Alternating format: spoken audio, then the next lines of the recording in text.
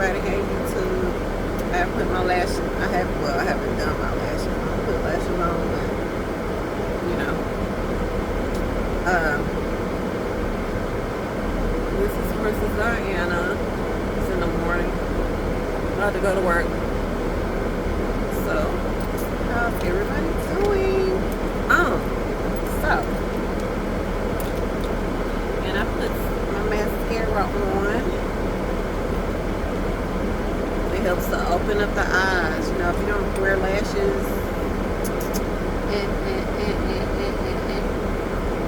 know, I guess you can see that. And then, you know, I might put on. I go from more expensive to less expensive. And I'm pretty sure there's some Louis Vuitton and whatnots that's way more expensive than that. Okay, some of the expensive stuff you can get into it because you know this is what I'm gonna talk about in this video. I don't even want to call that glow up. I just want to call it maintenance. But some people are glowing up, so I feel like we can always look better. Maybe I'm crazy, but with that kind of stuff. But some people are a little bit more of a perfectionist. If you're not, that's cool, and you will be less stressed.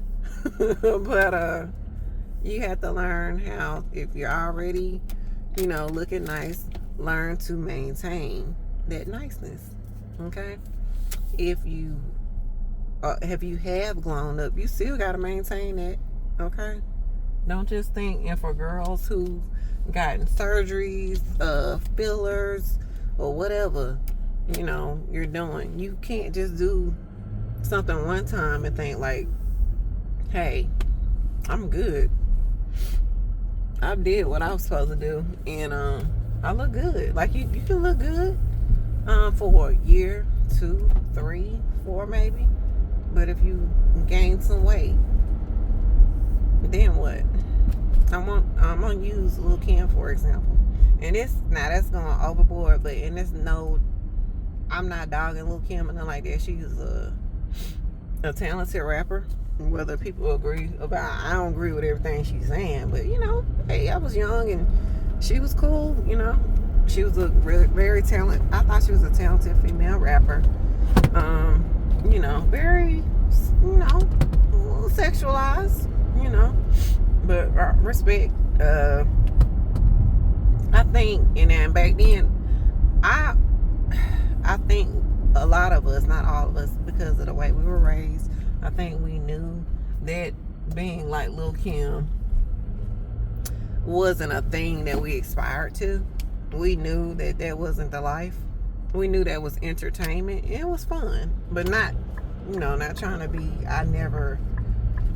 And Lil' Kim probably ain't even like Lil' Kim in real life. You know what I mean? Like, she's probably not even like that.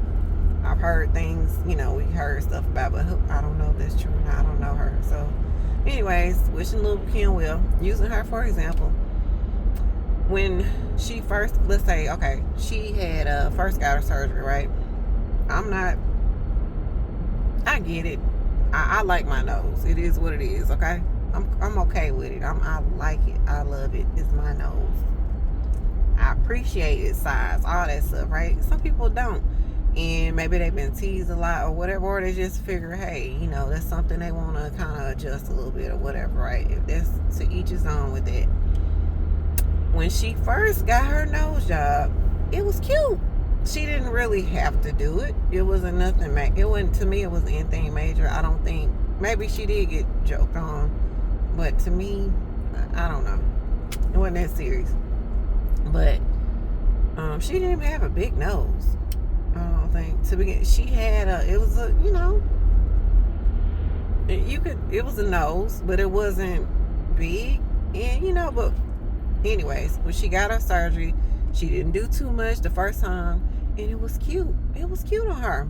And then I think she got her boobs done, right? Her upstairs, her chest done, and it was nice. It was cute. Boom. Okay, that's cool. Then you got her backside done, her butt side. She got it done. It was cute. It wasn't too much. So just keep that in mind. We don't want to do, if you want to be extreme, you want to be extreme. The majority of people aren't really trying to go for the extreme look. So do all the research you can. If you're going to get plastic or whatever kind of surgeries, I don't care if it's contouring on your body. You need to thoroughly do your research, thoroughly check out the reviews of this person. If you don't see reviews, then maybe you can go visit the place a few times or as much as possible, because if you, for example, if you go to anybody that's been to a dermatologist or I know esthetician. I don't want to say esthetologist because that might not even be a word. But if you go to the dermatologist, there's people there waiting usually, right? And then if you go to the esthetician, there might be a few people waiting too. Or depending on your esthetician, what all they do. Like a medical, what do you call those? Medical spas. Okay. The esthetician might not be that many people waiting. It just depends on if you got a big city, if it's a lot of high paid people in your area, business might be booming in there, because I know the medical spa that I go to, it's a lot of people there. Now, all right, so then the filler thing got popular, right? I haven't done that. Not saying I won't ever, but right now, I'm not really. It's only because, and the girls, like, if they get it done right, I don't know if y'all seen the contour videos, they look good. Like, when they first get it done, maybe the first few years, but then after that, I'm like, oh my God. Like, we noticed that people were getting a pillow face, and a lot of the celebrities, they might have the money and the finances, not all of them, but most of them, they got finances, so you have to have the money to upkeep this stuff. And they're getting the fillers sucked out of their face. So that's why I'm kind of like, I don't judge people on the fillers, but it's like, first off, I do want, foreign substance in the body, I'm not really big on it, but they do, like I said, they have I mentioned the PRP and the PRR that you can get in your face, which is your own plasma plates or whatever, your own, blood and plasma that they would use to build the collagen and stimulate the collagen in your body, but mostly your face. But you can get it done on other parts of your body. And I'm like, that's a thing. You can do that. And I think they do it microneedling and actual injection if you want a more intense method, I guess, or procedure. And that's it's not invasive, I guess, but because it's not surgery. So there's non-surgical things you can do, and there's surgical things you do. Like I said, the filler's not big on it, but they also, I think that's surgical though. So you can get fat transfer in your face and in areas wherever you need it, right? Just like people get it back there in the behind, they can get it in the boob area. Some women, like, after they have babies, or maybe, I don't know how women's, I think usually, but I could be wrong, because if you're a bigger chest girl, then your boobs they're gonna, with gravity, they're gonna fall a little bit. Y'all, if you got big boobs, you have to wear a bra. A sports bra. Find you good sports bras to wear, or whatever. If you don't, or they have all kind of bras. I'm saying sports bras, but they have bras now that don't have the underwire. Like, you got to do what you got to do. And if you feel like you have to get a breast reduction, get you a little breast reduction. You don't have to go all the way in, but if you have some of the biggest breasts, and they're wearing on your back and stuff, I think you're go get a little reduction if that's something that if your back is not hurting, and you feel good, you're loving you know, your beautiful bosoms or whatever. Which we should all appreciate our bosoms. They're given to us. And then I think your insurance should cover that, which is good, because some women, you know, you don't really ask for them. You just get them. It's hereditary, right? For some people, and well, for most people. And yeah. And then also some I guess I want to say, let's say a person has, some people get surgeries not because they're just trying to, you know, be out here and look like a baddie and all that. Some people literally have reconstructive surgeries. I think I'm saying it right, because they have deformities, and you might not see them because they're covered, right? Or it could be something you could see on their face, and you know, their nose could be crooked or whatever, and some people are fine with it. But then if they're not, it's okay. You go get a little something, you know, adjustment. And you know, I just say don't go too far. Just don't go too far, because that's when you start looking, you really start standing out. And then now, if you don't want that type of attention, then I wouldn't go too far. And also, okay, let's say you look beautiful after you get whatever done, right? If you're going to get fillers done, you need to learn everything about fillers you can. You need to do the most research and make sure this person is giving the look that you want. This person, you might have to spend that extra, you might have to hop on a plane to go to somebody who is specialized in this, who has a lot of, not only are they specialized, they have years of experience in this thing, okay? And they will tell you no. They will tell you no if it's something that is not that's not considered safe for you, or they're like, you know what, your skin type, because of, you know, these things that could probably cause issues because of your skin type. Or even when I say skin type, I think I'm talking about complexion, which is, what is it, Fitzpatrick's or something like that. That's a real thing.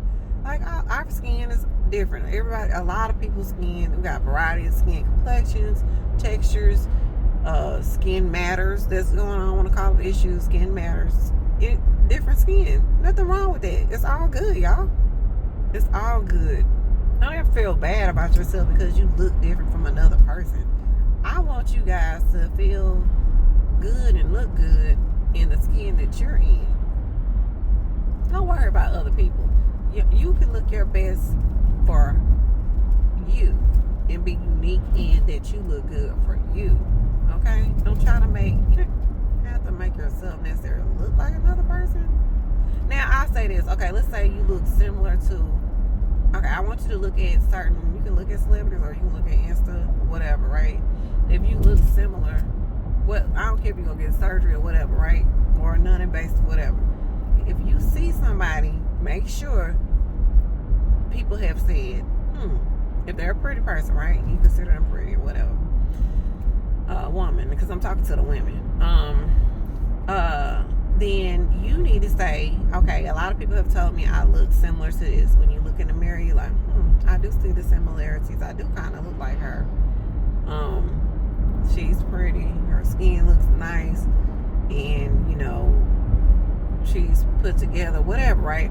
So when you go to your esthetician or your med spa, and like I said, just like with a surgeon, and I'm not speaking on surgery, but just whatever, I'm saying non-invasive or invasive things, you need to thoroughly vet the people, the place, look at the reviews. Yes, some people will have a few bad reviews, but when I say a few, it shouldn't be more than 10. I'm gonna say 5, probably like 10 or 5 to 10% of bad reviews, because you're gonna have people that are gonna complain regardless. You gotta think. All right, so for example, this could have been a bad review, right? So And speak up for yourself too, okay? Speak up for yourself. Say what you want. Say what you don't want. Okay? Say what's comfortable for you. All right? Don't let them decide for you. So, for example, I went to a med spa. In the med spa I went to, the ladies, they were really nice. There was nobody that worked there that had my skin complexion, or everybody in that office was probably what is it Fitzpatrick's 1 or 2, okay, if you know what I mean. And and that's cool. They were really good women. This one lady, they were able to break down for me all the things that they would consider appropriate for my skin type and my complexion. Some things are dangerous right now. They're coming out with more things that are a lot suitable for darker skin, but they really are, and I'm so thankful for that, y'all. And it's more appropriate for skin. It won't damage your skin, okay? So the ladies, they broke it down to me. They said, hey, this is the best laser for your skin type, blah blah blah. I went to go get laser, what is I forgot what they called it. Starts with a C, I believe. I had a few dark spots that I wanted to clear up, and I went to 3 treatments, and I will say it did lighten it up a lot, because they were very stubborn in little dark spots, not big, but it was just annoying to me. But I think I probably would have needed to do at least 6 treatments maybe to really see the results. But I did, I've seen better results with mandelic acid. So I decided, and then they had another product. So you don't necessarily have to do laser treatments for things like discoloration, because they have some really great products out there, but you have to be very consistent, and you might see full results within a year, maybe a year and a half. And you have to use SPF every single day, okay? All right? You gotta use it, all right, y'all? If you got dark spots and you want them to go away, the number one thing is, as far as I know, there might be somebody who knows something else. Like when you get out, I love me some sunlight, okay? But when you gotta have that SPF or not, or if not, like anybody knows if they get tans,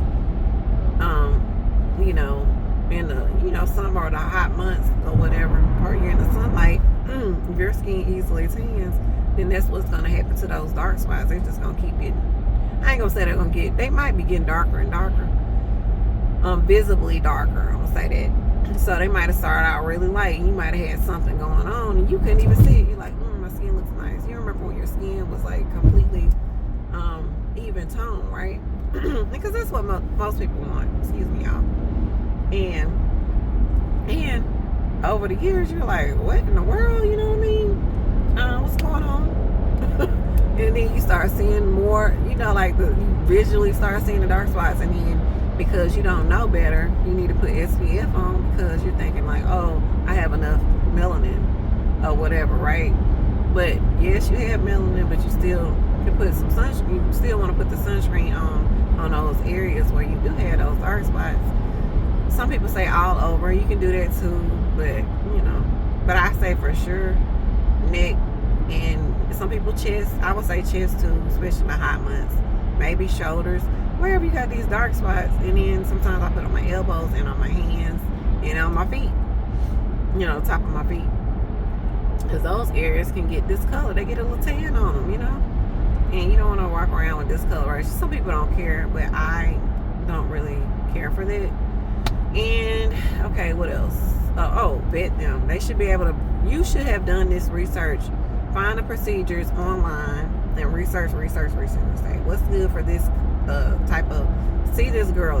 See what she's talking about online. Her reviews, this and that. And then you gotta vet the person that's doing the reviews. Does it seem like a commercial, or is it authentic? Are they normally authentic in all of their reviews and whatever they're speaking on online? That's how you vet a person, okay? They gotta be consistently giving you the real. Okay? Okay. And then you go into the office and then you say, hey, you know, like they're gonna tell you all the options, and you're gonna go to their website and then you wanna see if they have this option available. Boom, they have the option available. Cool. Now you wanna go and see if they are knowledgeable about that. You just ask them about, hey, I'm considering what all treatments do you have, blah, blah. They should automatically tell you this. Let them tell you. They should tell you about this device and how it works and why it's more suitable for your skin or the situation you have going on with your skin. Why they wouldn't recommend blah, blah, blah, blah, blah for your skin type or your complexion. That's what you want to know. These things are very important. Look at this person. Lord have mercy. These people are driving crazy. What was I gonna say? And just I think with anything you should do that. You can't let people, especially with the lasers. I like that laser treatment stuff. So I will say this: it's not painless. Some people have a higher tolerance for pain. I don't like pain at all. So whether I have a tolerance or not, I'm not trying to find out. So it stings a lot. I'll say that it kind of hurts. Feels like, I don't know, like a shock. I don't care what anybody say. Just know it hurts. If you have a high tolerance, cool. You can find out on your own. But I will say, I would, if I was you, what I did was, I knew it was gonna I heard that it hurt, right? So I got the one for the hyperpigmentation, right? And the laser treatment. And then I also, I'm gonna turn it that way so people won't be so nosy. And then I also, hold on, y'all. And then I also got the one for hyperpigmentation, and I also got the laser treatment for hair removal, right?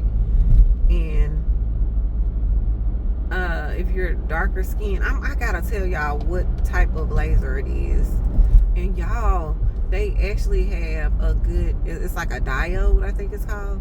This particular laser that is good, and it works on darker skin, y'all. I'm gonna buy it. I think I'm gonna go on and get it today because I've been wanting to go back for laser hair removal because it works. You know what I mean? But I feel like I didn't go back to the last session, and this is what I meant by the bad review, y'all. I'm going back to that.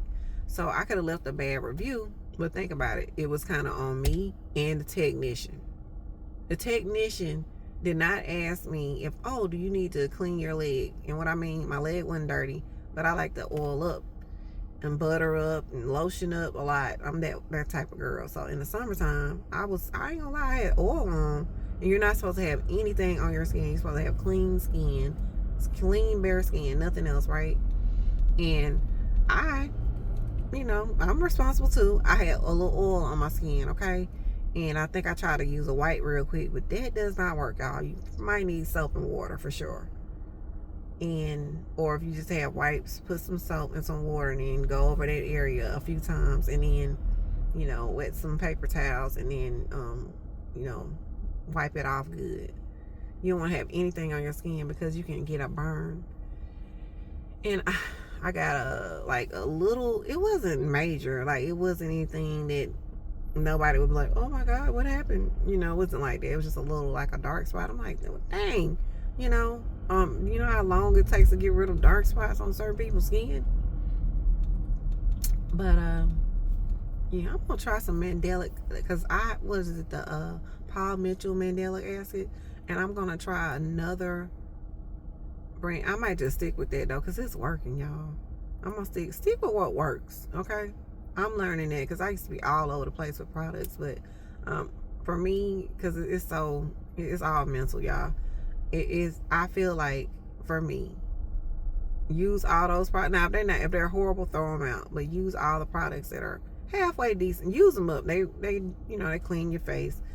You like, hey, this I can do better. I can use a better product. Use all of it up. If it's not damaging to your skin, go ahead, hurry up, use it up, throw it away, and then if it makes you feel better, and then start anew. and just stick with the things that work. You don't really need a lot of different things. Like, I thought I needed everything. Try this, try that, and just a product junkie.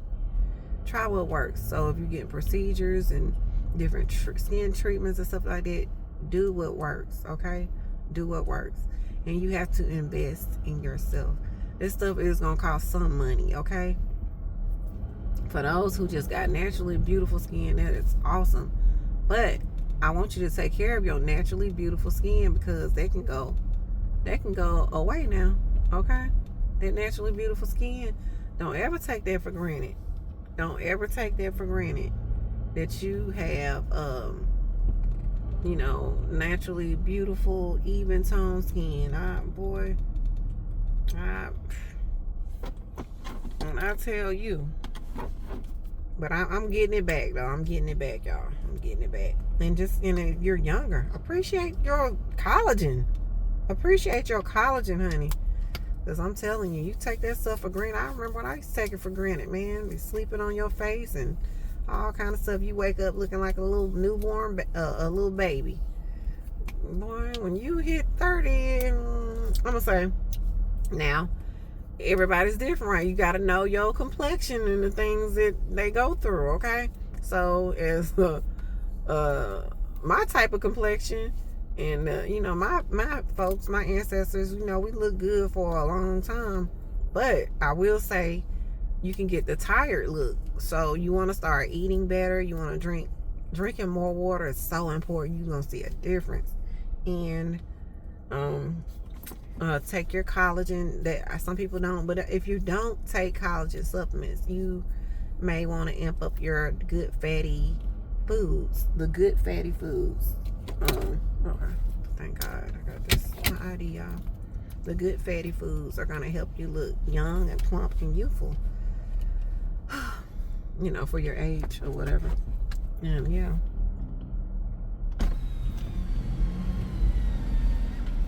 Turn it this way.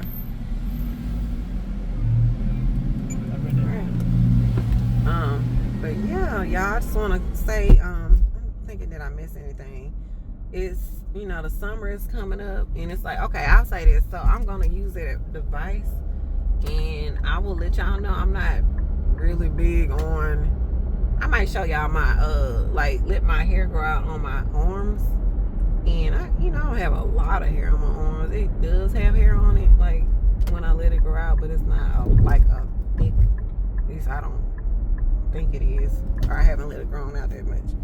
It's not a lot of hair, the thick hair. But yeah, I might show y'all with that and with the device and see how it goes over the weeks. And if that works, honey, I'm gonna stick with that, because I tell you, it was that med spa. Like, if you have it and it's not nothing to you, go get it done professionally. But if not, pay the $700 or whatever the device costs. If it's under $1,000, go ahead and pay for it if it works. You know what I mean? But I want to give a real review, because I think we can all respect. Come on, y'all. If y'all doing reviews out there, please get the best reviews. Like, if I decide to do what is it, not affiliate marketing, what is it called, my God, when you advertise for people or something, or do, you know what it's called, y'all, what is it called, when you kind of do reviews for people, like, forget what it's called, and you get paid for it. But if I start doing that, then I'm definitely, I'm gonna give a real review. I will search for, if I do that, I gotta get some more subscribers, y'all. Get some more subscribers, because I think they look for that too. And I appreciate the 18 that I have, but I know that I'm gonna get more. I know that I'm gonna get more and more and more subscribers. Okay, because if I can help people out with major things, simple things, just life things is my thing. It's just general life things. Then I'm cool with that. I like that. brings me joy. So y'all, like, comment, and subscribe. And I'll probably talk more about this. This is more about beauty maintenance. Beauty maintenance. That's what we'll call this. Beauty maintenance, okay? All right, y'all. Like, comment, and subscribe. Princess Diana.